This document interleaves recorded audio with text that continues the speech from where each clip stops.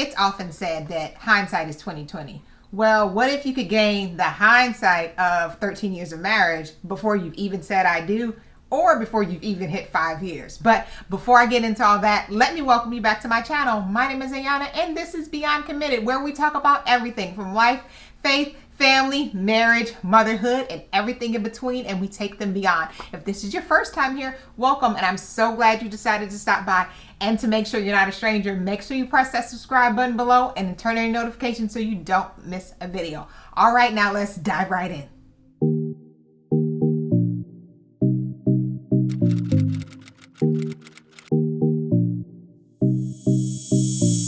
One of our favorite things to do is to talk about marriage, whether it's with other couples or to mentor other couples. Over the years, we've done both together and as individuals. I love loving on wives and being loved on as a wife. And he also loves talking to men who are getting married, thinking about getting married, or already married. And over the years, God has also blessed us with some awesome marriage mentors in our lives that have been able to pour into us as well. And we love to pay it forward. So today I invited my husband, Eric, to kind of share a little man intuition, a little men's insight that he's gained over the years to kind of talk to the fellas, but then talk to us wives as well, or wives to be, to kind of give us a little bit of insight on what would you have wanted to know before you got married. Yeah, thanks, Ayanna, for that. I think this is definitely an exciting area for me, one in which I'm very passionate about. And as Ayanna spoke to, we've just been blessed over the years by so many other leaders, pastors, mentors, friends pouring into us. So it's just natural for us to want to be able to kind of pay it forward and give it back to others. You know, I think there are three things, ultimately that kind of resonate with me that guys should know and think about when either getting married, or even if you are married now at this point, that you need to kind of embrace, if you will.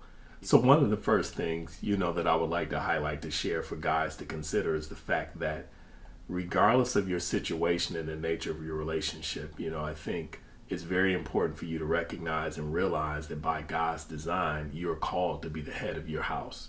And so what does that look like? Well, one of the key things, I think, at the end of the day, is when it comes to decision making as the head of the home. I'm a pretty chill, laid back kind of guy. It's very natural for me to just kind of go with the flow unless I'm very passionate or something, irritates me in a certain way. I'm just kind of like, I'll roll with it. And I am not a roll with it kind of girl. I don't go with the flow. I create flow. And I got a plan and a process and a routine for everything. Yeah, so as you can see, it's very important for you to kind of get active and step up and kind of grab the bull by its horns to be able to lead accordingly, within your home. And so, one of the key things is, like, you can't be passive. Like, you have to reject that. You have to let it go, and you got to step up and be able to lead courageously. I think back to the beginning of our relationship. I was still wrapping up graduate school. Ayanna had graduated, became doctor, was working, and right. So within our home, if you will, there was income inequity. And so naturally you would think, well, she's working, she's bringing in the bread, she should make the decisions here or there. And I would challenge you in the context of the fact that, number one, God is your provider, right? And two is, when you think about God's design for marriage and the man being the head, you still have to operate within that space and be able to steward the resources that he has provided accordingly. And so you got to step up and you got to lead courageously. And if you're not a person that does that, look for ways to just step up and become a little bit more active in your life in general, whether that's in work or school or what have you, because you're going to need to do it in order for your home to successfully, operate. And I also think, from the woman's perspective, from the wife's perspective, is that you have to give opportunity as well. Like, I couldn't have just kept going, this is my way, this is what I want to do, and just kind of steamroll ahead, because then he would be trying to find a way in edgewise, or then he would just come in and I'd be like, what you doing? And what you trying to tell me what to do, and all of this, which is, it's not really all about that. It ain't that deep. But you have to give opportunity. You have to step back sometimes in many ways, not just to kind of hear your husband, but also to just give him the opportunity opportunity to have a thought, have a moment, because I know sometimes I can think, and women, we can kind of just think ahead, and we're kind of going and we plan the process and the conversation and all that. And our husbands sometimes are just trying to see everything that's going on before they say something. But if we've already planned it and moved ahead without the opportunity for them to speak or do, it's kind of like, it's a little, inequitable here, and it's a little out of order. Yeah, and I think that's it, right? In terms of decency and order, process, patience. A lot of times, we compartmentalize stuff. So I'm getting this information. Okay, I'll consider this and that. For her, it's already integrated. She's made these connections and it's like, let's go. But sometimes that's not how we flow. So, flowing differently is good. Yeah. All right, so one of the other key areas that I would like to highlight is in the context of getting comfortable with being last. And you may say, what do I mean by that? I mean literally last. You know how as a child you'd be racing to get to the front of the line. Nobody ever wanted to be at the back, all that kind of stuff. Well, the same principle applies, right?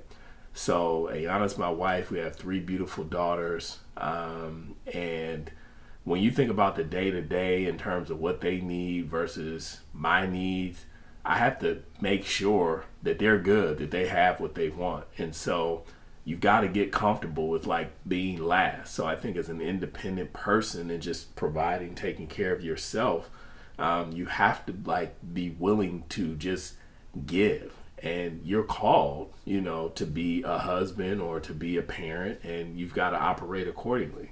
Everybody isn't called to be a husband or to be a father or a parent, right?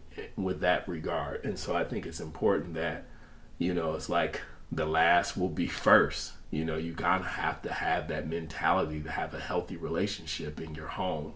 And it can be challenging at times because it feels like you're constantly giving, you're constantly working to provide and this and that. And it's like, what about me? What about my me time? You know what I mean? It's like, for the most part, I'm a pretty loving person. That's who I am, the core of me. But there is a selfish nature in there that's like, look, I've been grinding, working crazy hours, school, serving, doing all this kind of stuff. Can I get an hour? Can I go to catch a movie? Can I go, hoop at the gym or do whatever I want to do for me? And it's like that comes far few and in between when in the context when you were by yourself, you could do that like every single day. And so that's another key area of shift to be prepared for is just serving. And I think also as wives, we need to be mindful of that and mindful that they put us first and serving us and providing in whatever way that they do, whether they work outside the home or not, whatever situation you're in. The fact that they give so much and they want to give and want to provide and want to care for, that's just within their nature. We have to be mindful of that and then move them up the list sometimes, I know I have to be mindful of it with the girls. And there's times when I know he's working hard. He's been going to school and then he's working and all these things. And then we get to the end of the day or it's the middle of the day and they're like, well, I want it. I'm like, no, give daddy a minute. Let him go have 30 minutes to do whatever. Or I make sure that, he has time to go to the gym or whatever. And then when he comes home, breakfast is ready for him, even though I fed everybody else and I'm done and want to clean the kitchen and want to kind of move on with my day. I make sure when he comes home from the gym, he has breakfast, even if it's separate from the girls. And there's just little things that we as wives can do for our husbands to bless them, to just acknowledge them and to let them know that we see them, that although they do put themselves last in so many different areas, we don't put them last on our priority list, and making sure we're taking care of them both in opportunities to give them space and time and also taking care of their needs in other space in other rooms, if you know what I'm saying. So one of the last things that, I think men need to know is you need a heart of service, right? Like the reality is the honey-do list, they never end. You're like, okay, I got to do these 5 things and that's this week. And you get that done and then you look up and it's like, wait, you need me to do what? And I think over time, Ayanna has even gotten wise to where she knows, like, look, I probably got like 25 things I need him to do. But if I try to drop all 25 on him, I'm probably not going to get like 2. He's going to woof and pout and go away, and that'll be that, right? So it's like, I'll get these, but it seems like it never ends, right?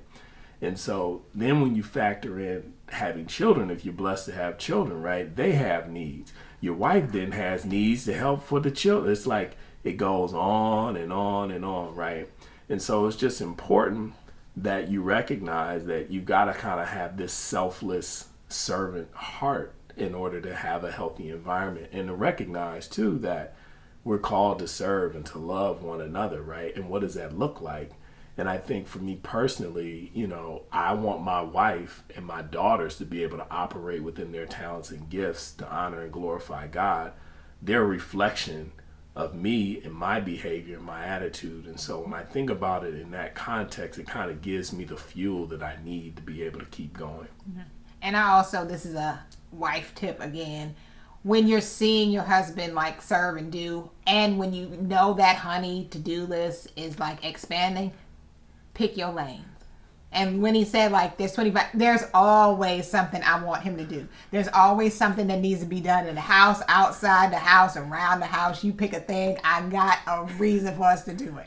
But I've learned over the years, and I'm grateful to God for this like learning curve, because I would dump it all on him. He would get overwhelmed, irritated, all of the above, and then I wouldn't get anything, and then I'm mad. And then we just would go in that circle. And I realized, okay, what are my I pick my top 3. You know how like you have top 3 things of the day you want to achieve, or the week, or the year? I got my top 3 things. If my husband does these, I'm blessed and winning. And I take those to him. And I even space those out. I take my top 1 and be like, hey babe, could you put together this bookshelf for me? Because that's my priority. And then I'm like, in my mind, depending upon his facial expressions, I'll throw the other one out there too. Like, okay, once you do that, can you kind of move it for me? And then I'll take care of the rest. So it seems like he's blessing me and I'm taking over something. Or if I see that his face is like, I just dump that, I just give him that one and I back away. Then later, once it's done, not in the middle, because if you give him something in the middle of that one thing getting done, you are at risk of not getting anything done. Just trying to help you.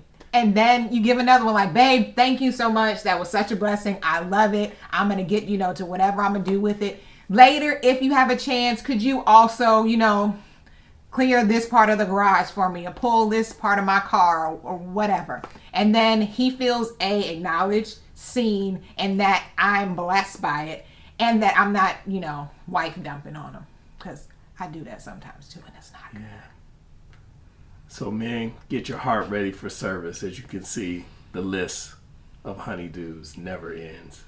All right, that's it for today. And I want to know, what's one thing you wish you knew prior to going into marriage, or one thing you wish your husband knew right now in your marriage, or before you say I do? Let us know in the comment box below. And if you like this video, make sure you give it a thumbs up, and make sure you press that subscribe button and turn on notifications so you don't miss a video. All right, now until we see you again, bye.